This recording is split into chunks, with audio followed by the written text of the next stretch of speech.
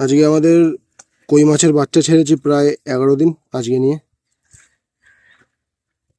শুভ্রদা কি কি খাবার দিচ্ছ বলো। এর মধ্যে গেছে সর্ষের খোল গেছে জোরে বলো।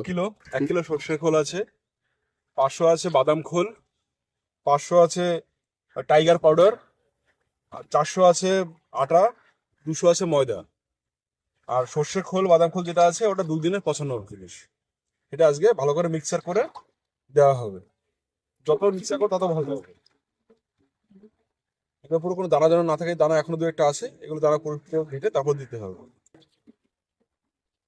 সেরকম ভাবে ছড়ায় দেখে নিন, কিছু পরিমাণ পানা চলে এসছে পুকুরে।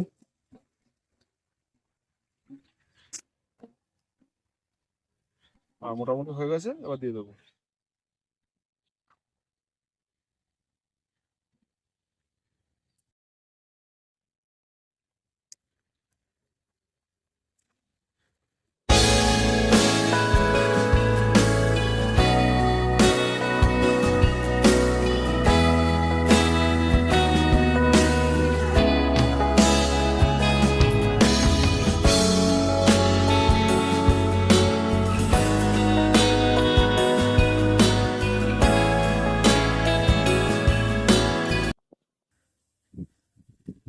এরকম ভাবে মারতে মারতে মারতে মারতে প্রায় 70-80% পুকুর পুরো যাবে।